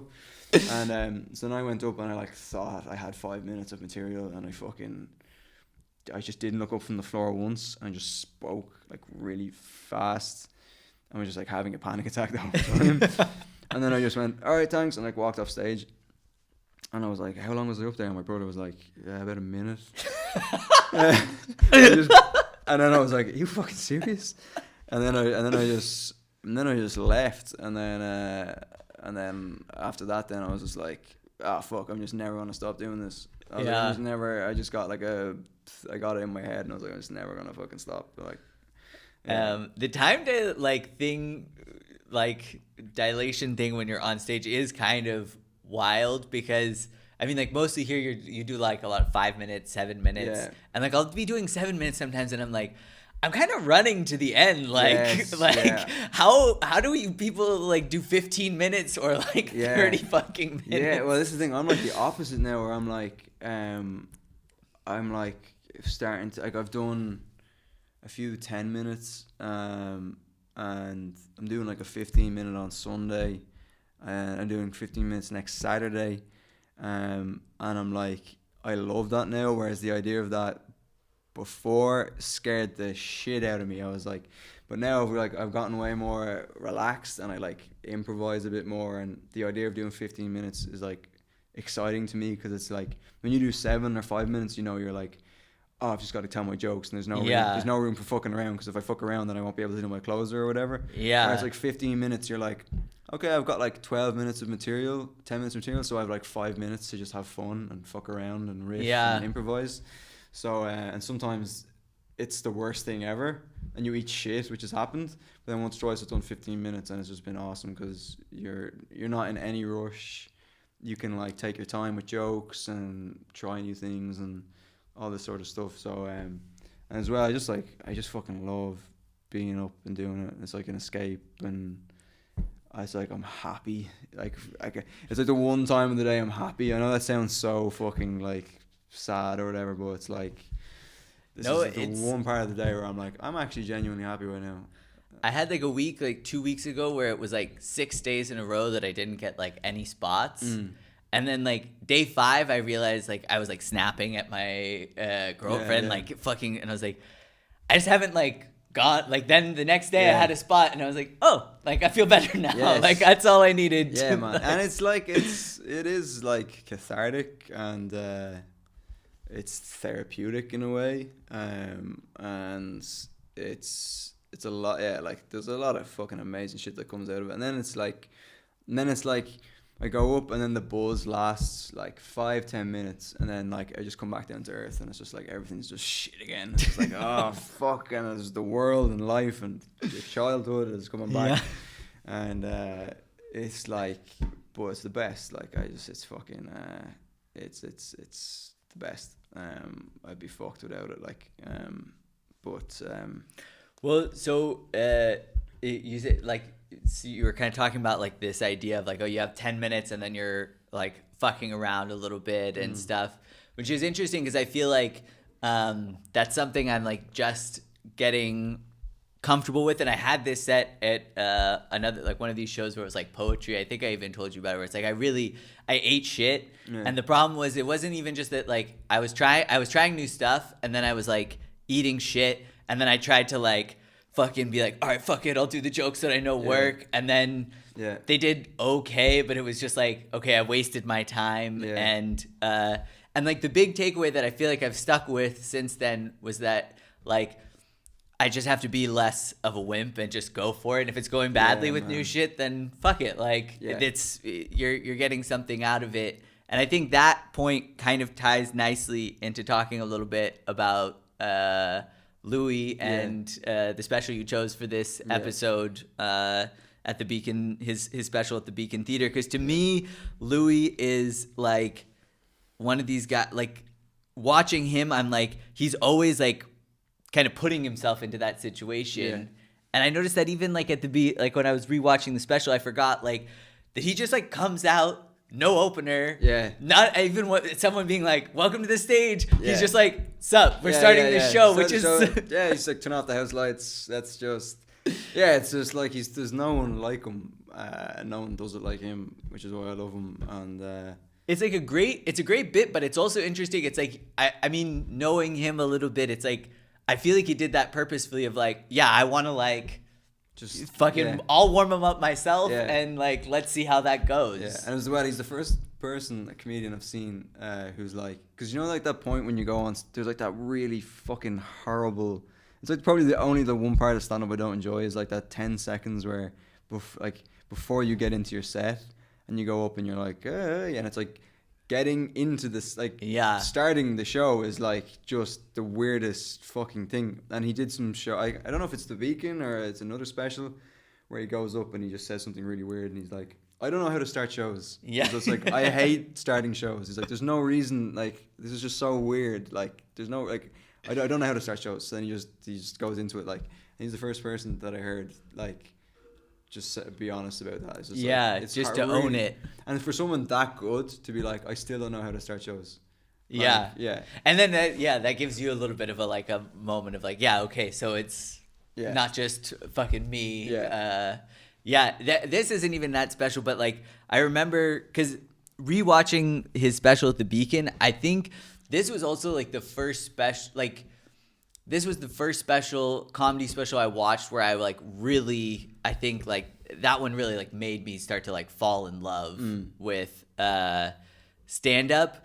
But I remember he did a Saturday Night Live that he hosted, and like he opened his monologue with a bit about like, he's like, I mean, we have to all admit like pedophilia must be pretty great. And I was like, that's so fucking crazy to like immediately put yourself at this disadvantage and then be like, I'm gonna like make you be like, hey, you make sense. Yeah. Like that's a good point. It's such a risk. Like I remember he starts another one of the SNL ones with he goes, why did the chicken cross the road? And he's just like, because there was a black guy following him, and he was new in town, and he, you know, and then everyone's like, oh, and there's like 10 million people watching this. And he's like, I was like, I'm just telling you what happened. But then he does such a clever U-turn where he's like, the chicken crosses the road, and he goes like, and then the black guy just goes home because he's just living his life. And then again, he's like, then the chicken's like, I'm so racist. I just, it's fucking genius, and it's like as well, like it was so cool to see like.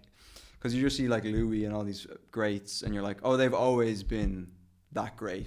And then I saw a clip of Louie doing stand-up in his 20s and he's terrible. And I'm like, oh, shit. So like everyone's shit. Like even the best of all time are just, they're shit for like 10, 15 years before they actually get really good. Which is, I feel like there's something, like I struggle with that where it's this awkward thing of, like, you know, because like I do the stand up, but then I like make these like sketches or whatever. And I mean, I've been doing it every week for like a year and a half now, and like they're still not very good. But the ones that I did when I started are like such shit, even the ones now are still shit. And I'm like, it's the same idea, right? Like, it's, you know, maybe in 5 years they might be funny. Exactly. You have to start it, like. But then we have this like digital record that we're putting out there of like, look at me, kind of like. I was like so cringy when I think back, like when I started stand up, like I was posting like my sets on social media like every week, like just shit. I just thought I was like, oh, this is what you have to do, like, and I was putting, like, I put my first set up online, I put my second, I did it for like 10 weeks, and then I was just like, what am I doing, like all this is shit, and I'm like but then it's nice to have videos of like the first 10 shows for sure to look back on, you know. But totally. But you look back and you're like, Jesus Christ, did I actually say that? Like, because I think when I started, I was like, a part of me as well, and I kind of still enjoy doing it, but like a part of me as well was like that kind of like Patrice O'Neill type thing of like, oh, you should piss off half the room and make the other half of the room laugh.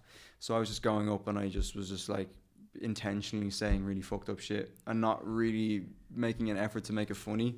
So just going up and saying fucking nasty shit and like not really like putting craft into it to like make I still say nasty shit now, but like I've made it so that I can make it funny. And I look back and I'm like, oh my God, why did I think that was a good thing to say to a room of strangers? Well, it's also like, I struggle with this sometimes. It's like, I think like Louie special, like for me, it was also like a reminder of like, oh yeah, like this is for me what I love the most in comedy, which is like saying some like pretty like fucked up shit that can be kind of like shocking, but then you kind of dissect it from all the viewpoints, you know, a lot of times then the viewpoint that you land on ends up being kind of like the right view, Yeah. at least in my opinion. Yeah, You and know, but I'm also like not like, and so watching this made me realize like, oh, I'm like doing, you know, my own version of Same. trying to like find Same, this yeah. thing.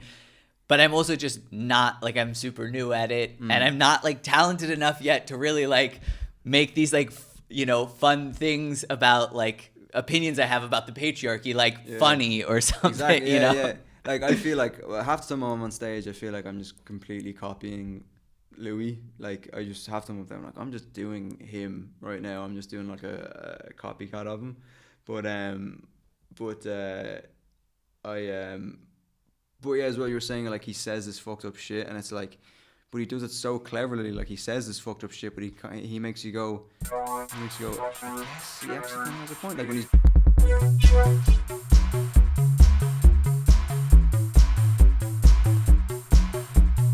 Okay, well, I don't even know what point we cut off either, so, but we've been talking about the Louie special. Yes, it was definitely at some point during that.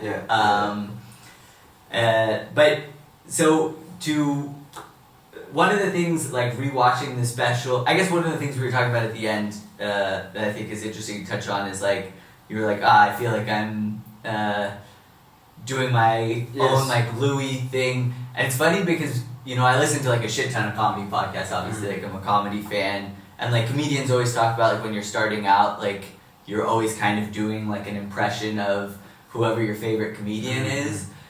And my egotistical self was, I was like, I don't really think like I am. Yeah. And then I watched the special today, I was like, no. Okay, right, that's what I'm doing. But the other good thing is I think everybody does it, like. Yeah, like it's part of finding your voice. Yeah, exactly. Yeah, like 100%. And it's like, I think when I started, I was way more like him, mannerisms and stuff. And even like, I don't know if you've seen this Mike Rice guy. Yeah, I just saw him at the New York Comedy Club. Yeah. It was fucking really good. So he's like one of my favorite comics, like including famous comedians, and I watch him so fucking much that I started like imitating him as well, like just mannerisms that he has and stuff. Like he does this thing where he like says a punchline and he like touches his face and he kind of rubs his face while he's saying fucked up shit. Yeah. And I was like caught myself doing that. I was like fuck, like. But then he's also had like a really like a good influence on me. Same with like Ori. Yeah. Where like. I was just like, they're having so much fucking fun. Are you going, is it? No, we're good. It was like seeing Ori, like Ori Halevi and Mike, and I was like, they look like they're having so much fucking fun up there, and I was like, I want to try have that much fun. So after watching so much of them, that's when I started being like just get a bit crazy up there and get a bit wild and just have more fun and enjoy it more, you know? Yeah.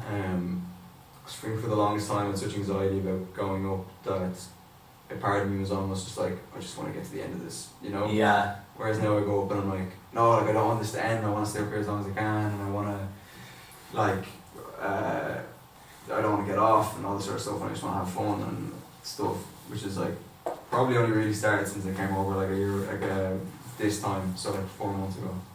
Yeah. Just when I want to have as much fun as they're having, you know. Yeah. No, that's a really good point. What is your like? I'm always. I was asking Chris, who also you know is here in the scene or whatever. When I talked to him on the podcast, I was like asking him about like his kind of formula for like writing jokes and like revising them and like you know, and he was like he kind of perfectly cracked my code. He was like, yeah, we're all trying to figure that out. Like it's not like there's I don't have a cheat code for you. But what like because I think is one of the things I struggle with the most now is that I have certain bits that I know work, and I have other stuff that I think is funny that doesn't work, and I'm like, I don't know why in a way. I mean, I can kind of tell you, but so is that something like, have you figured that part of the process out for yourself, where you're like, you have an idea and you think it's funny, and then you try it a few different ways and it's not working, and you just decide to like ditch it, or do you always kind of crack the code through revisions, or what is your kind of writing process? So I think half the shit on stage is like at the moment is like shit that genuinely happened, and then shit that's just like fucking just thoughts I've had, or weird thoughts I've had, or whatever, and that don't really have any meaning or something.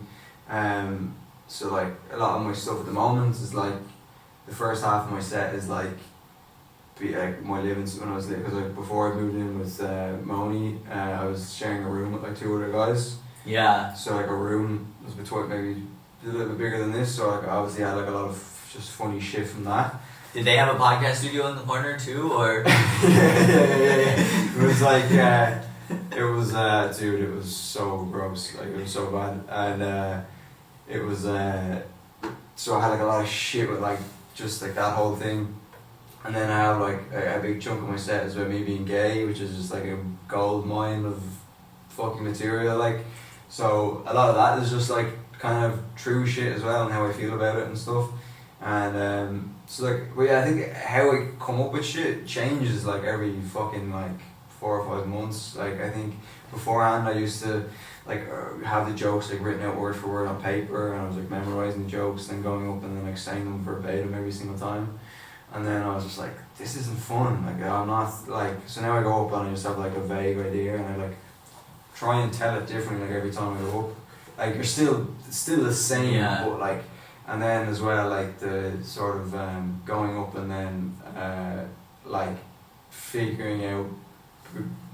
like better parts for it while you're up there in the moment, and just riffing on a fucking, I've got some nice little bits from just doing that, like you're just doing a joke you've done a million times, and then you just have a funny thought and you say it, and then new ideas as well. Yeah, like I try and like I used to be way more adventurous with like fucking like trying new shit all the time, and then now I've just, I think for the first time in a long time I've got like I got a good, like probably the first time ever I've got like a good 10 minutes. So you're kind of just doing that because you feel like you have to do your best like all the time. So now I just like only try new material like maybe once or twice a week. Like I was doing a show last night and I wanted to try this thing, and I just completely pussied out because it was like, it's a weird thing to talk about. Like it was a story about my friend who like 5 years ago when Straight Outta Compton came out, the film about NWA, he dressed up as Eazy-E for Halloween. He did blackface. Yeah, and we went to this like Halloween party in a nightclub, and then there was a black dude dressed up as a KKK member, like Clayton Bigsby, like fucking Dave Chappelle. And like they like saw each other and it was weird for like a few minutes, and then I had this like exaggerated version of events as a bit, and I'm on stage and I was like doing well, and I was like, do I really want to start talking about blackface right now? And like, oh Jesus fucking Christ. Why? Well, we have the camera audio, so fuck it. Sorry everybody that the audio shit, but this is too good of a story. Fuck it. Okay. Fuck it. Yeah. So it was like, so I just had this, and then I was just on stage and I was like, I was doing well, and I was like, oh, do I really want to like start talking about blackface now? Like, you know.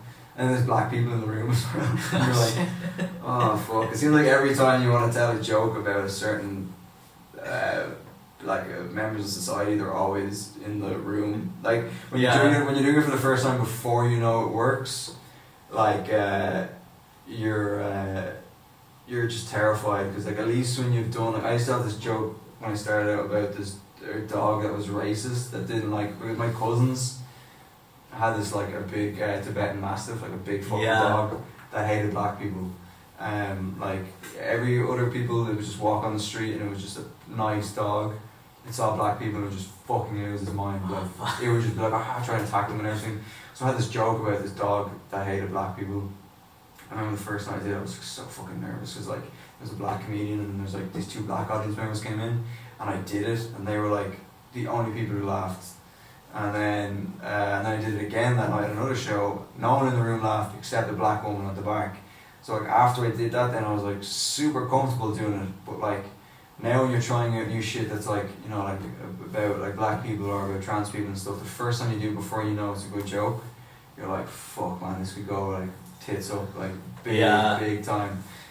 Even though, you know, I think the joke is like, I think people just hear the buzzword, like they just hear you say blackface and then they're just already in their minds, they've made a decision that this joke is in bad taste or it's punching down or whatever, and it's like, and they like tune out for the rest of the joke, and it's like, no, like hear me tell the joke. It's like someone I know did blackface and this really funny thing happened where he crossed paths with a guy who was dressed as a KKK member. Like, well, I think people just tune out the minute you say like anything, you know, there's like certain areas you go into, like if you go into anything about the LGBT community, you talk about like any jokes to do with race, jokes to do with, I don't know, I was really thinking this on the way over, it's like, I found that it's like, you almost get a pass if you talk about, not that I do talk about this, but it's like you can talk about like raping men, or like paedophilia jokes, having sex with kids, and everyone just goes, oh god, that's funny or whatever. And I don't joke about raping women, but I feel like it's like people will laugh at rape jokes about raping men, raping children, but if you were to make a rape joke about raping a woman, unless you're like Jeselnik or like this super talented person, you're probably going to get a beer ball thrown at your head. So it's weird how there's these things that are like, for some, I was just thinking but I think you also like touched on something for myself that's like important, is like I had a new bit that I wanted to work on about like how I hate that song about like the ones like who runs the world, girls, and you know, fuck these girls basically.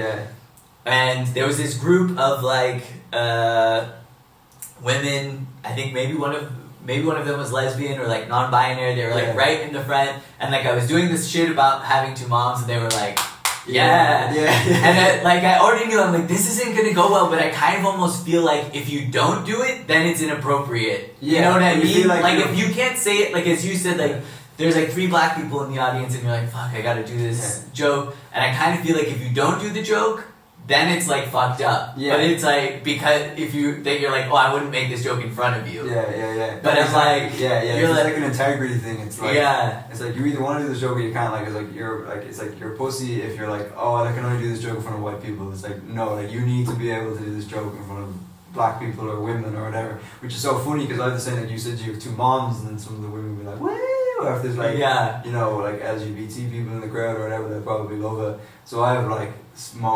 sets where like I say I'm gay, and like it's just weird, like, and straight away like half the room on your side because they're like, oh my god, yeah, it's fun. It's great to see gay people doing that, you know what I mean? And then they have like this idea of like who I am, and then I just start saying like fucking really bad shit, and it's just like it's so funny watching them like being with me. Like I say I'm gay, and they're like, woo, like fucking like yes queen and all this stuff, and then they're like super with me. And then just start going down this rabbit hole, like just really nasty shit, and then you just see I'm losing them like before my eyes, like it's so. But like at one point they're like just smiling ear to ear, just loving me, and then by the end of the set they're just like, fucking, they don't want to kill me, like, you know. It's it's so crazy, man. There's so much. But that was something else you said that I was interested in, like, because you were talking about like stuff to talk about, and I feel like just from you telling me your life story, you have so many interesting things that you could talk about on stage. Yeah, there's some shit there. But you're like, the fact that I'm gay, and that's like something that I can go to the well with, and it works. And I feel like I have the same thing. It's like my childhood, like having 2 moms, but also not even that it was like 2 moms, but it's just like I had this like hippie childhood. It's not what you know a lot of people had, and so it's like that shit always works. But then there's this part of me that feels like I'm like lately I've been purposely trying to do shit that's like not that, because I'm like, I don't want, like, I don't know, the fact that it somehow works makes me feel like it must be cheap or something. And maybe that's like some imposter syndrome shit, but I'm also I'm like, okay, like that seems too easy. Like, I think as well, like, you owe it to yourself, and I think it's just the right thing to do. Like, if you have anything that sets you apart from other people like having two moms or whatever, it's like you have to talk about that because it's like it's just such a, it's as soon as people hear that they perk up. They're like, oh, I've never heard someone, maybe they never met someone who's had two moms, they never heard someone talk about it, joke about it or whatever. So it's like, I think, yeah, if you've got like this shit that's going on in your life that's like an interesting, because so many people go up and it's like, you know, it's the same shit, like just, you know what I mean, like it's a lot of, not to say I don't do it sometimes, but it's like all these like run-of-the-mill like dating stuff or, you know, like just topics that are just done ad nauseum. So it's like when someone goes up and they're like, oh, I have two moms, like it's such a like break from fucking like from everyone else on the show. Yeah. So yeah, I think it's always great to like fucking Well, and I also think it's like, I love anytime someone like talks about their like personal like that's experience. Like, yeah, which maybe like we could maybe quickly touch on the special again to wrap up. But so one of the things I took from it, like rewatching it now, like I hadn't, you know, besides realizing that like, oh right, like Louie was this huge influence on me, was like he does so many good like little act outs and shit, and I'm like, that's something I'm not doing at all in my comedy. But was there anything when you watched it again that you took from it as like in the mindset of like the craft? Yeah, I think first of all, just like the honesty. It's just like I fucking love it. Like, and I just love in life when people are fucking honest and stuff. And and then just like his just he does the joke about like as a storyteller, like he does the joke about not smoking weed for like and then he smokes weed with like these young people after a show, and it's just a fucking when he's doing, he's like, here comes Joker. And he's just like the way he goes, this is just like everything just goes like and then when he's talking about like it's so it's like as well with his stand up is like it's so fucking relatable. Like he's talking about being in the circle and being super stoned and being part of it. And it's just like he says things that you're like, he's just like, okay, the air is touching my arm funny and they can tell. And I'm staring at him too long, so look over here. Okay, 1, 2, 3. I look over here, and then like I was like, oh my god, I've been there. Like I've fucking been there. And there's just something really funny about like someone just like verbalizing something that you've experienced. And and then there's the Xanthopus. The thing I was gonna say about that, because he does the thing about Xanthopus, and then also before that he's doing the thing about like Clifford the Big Red Dog. What I noticed with both of those that I thought was like super interesting is like he's taking this thing that's like it's like a kid, and then like with Clifford the Big Red Dog he talks about like Clifford like wants and appeals and he like finds Jesus or like with Xanthopus, like, oh, I want to like, you know, get UN sanctions against him. Like taking these like things that are kind of like opposite worlds and like putting them together. That's such a good point. And making like analogies of like when he's talking about the kids in the playground and how it's like an ecosystem. There's just like a web of fun here, and there's just like, and then there's such a good point about like the taking two things but like making it make sense, and as well it's like something like that he does as well, where it's like he has this really funny joke and you think like, oh, this is the end of it, but then he just keeps like adding on bits and bits and bits to the point it just keeps getting funnier and funnier and funnier, and you're like which is something that Mike does a lot, and I've got that from him as well, where it's like it's just a punchline and then it's just like tag just keep going, and then fucking just milking it for like every and then you're just going down, like going abstract with like fucking, you know, just and then as well like being able to like the shit with Louie when he's stoned,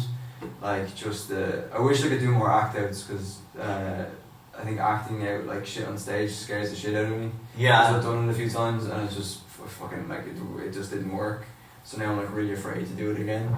But he does it so well, and like as well like him being like Ori made a really good point where he's like, Louie is like super aware of like how he looks to the audience, like his physical appearance. Yeah. So he does this joke, I don't know if it's in the Beacon Theatre, where he talks about how crazy it is. Actually no, it's in 2017, where he's like, our president cried on TV and then just flew away in a helicopter. And then he acts out like watching the helicopter like fly away. Yeah. And then he does these things with his face and with his body that are just like, it's like, oh, he must, a part of him must like look in it. I don't know, maybe he doesn't, like, but he just does these things with his body that is just, they're just so fucking hilarious. That like, does he like look in a mirror and like, well, I think aware of like, I was just thinking, because like, you know, at the beginning of the special, like, you know, I'm watching it again with like this thing, I'm like, I knew he had edited his own show, but then that special I saw like, oh, he edited this too, so it's like, he must, you know, if he does that kind of stuff, like, you're watching yourself again and again, probably, like. So yeah, that's true actually, yeah. And then you know the one where he's talking about how the kid, he's like talking about his kid at a swimming pool, and his kid hangs onto his arm, and then some other kid jumps on his arm. Yeah. And then he's like, get off! And then he pretends to drown the kids. Yeah.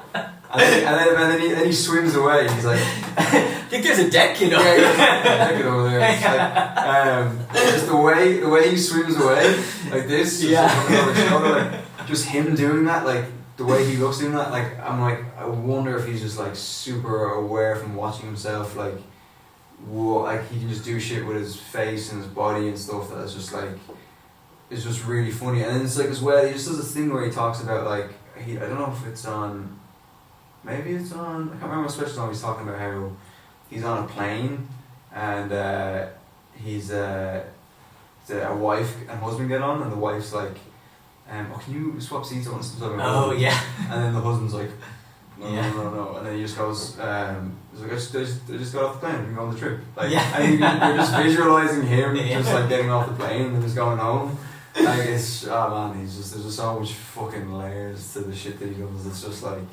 Well, I think like with the act out thing, maybe also it's like what it kind of nicely ties back to your point about like trying to just have fun on stage. You know, it's like there's a commitment. Like that's what I was thinking about, like watching him. I'm like, he's like committing to this act out with the confidence of like it's fun or funny for him to be like doing these little like asides or whatever. Yeah, this is the thing as well. It's like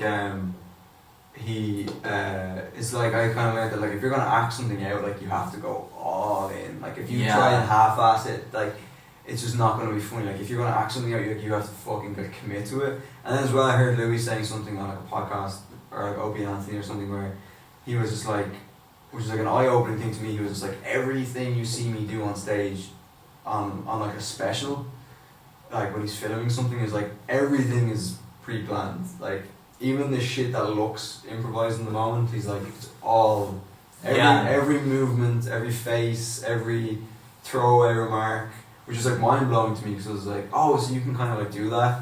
And then as well as like from listening to, you know, like Joe List and Mark Norman, it's like from listening to that podcast, and like Joe List is like good friends with him and they tour and stuff, and like List is talking about how like, you know, like him and Louie bounce jokes off each other and like he'd give Louie tags and all this stuff. I'm like, okay, if Louis C.K. is taking tags from people for his shows, then like, because I used to be like super egotistical about like, no, if I didn't write it, I'm not saying it, you know? Like this ego thing of like, and now I'm like, fucking like if Louis doing it, you know, it's totally, so now if someone goes, oh, you should try say this or try, you know, whatever, I'm like, yeah, I'll give it a shot, you know? Not to be so egotistical to be like, no, I have to, everything I say, I have to write. Like, I'd never take a joke. I'd never like, if someone was like, you should do this joke. I'd only take like, if someone listened to the set and went, oh, maybe switch it around or say this at the end. Now I'm way more open to that, like, just from hearing Louis say that, because like, you're like, well, if he's doing it, then. Yeah, for sure. Yeah. Well, and also I think sometimes it's like, you know, only you can like be talking about your experience. So it's like maybe only you can make the joke, but it's like a writer can still add a tag, you know, or like they couldn't do that bit because that's not their experience, but they Yeah. can still see the the extra punch or whatever. Or something that like again, I keep going back to fucking Ori and Mike. A lot of times they won't do that. They won't give you a tag. They'll just go, I think you should go this direction. Like maybe talk about this perspective of it, or or they'll go, like when you're doing that joke, I thought you were gonna go here. So maybe like think about going there. So they're not giving you tags. They're just kind of giving you like just ideas of like where you could take the bit next. So I love that shit as well. So yeah, dude, man, like I wouldn't be doing fucking stand up if fucking Louie didn't exist. Yeah. It's as simple as that, like. Yeah, no, totally. Yeah, man. Well, I think that's like a good place to end it. We didn't have like good audio for the last 10 minutes, so fuck it. Sorry. Awesome, but man. I'm gonna put all your social media and stuff in the description. But Sweet. People can find you on Instagram is the main ones. Robdoescomedy on Instagram. at Robdoescomedy on Instagram, and come see Rob do a show in Berlin if you're around. Yeah. Sweet. Yeah, I put all the shit on Instagram, any shows and stuff. So Yeah. So check that shit out. Yeah. Cool. Thanks, man. That was really fun. So much fun. Yeah.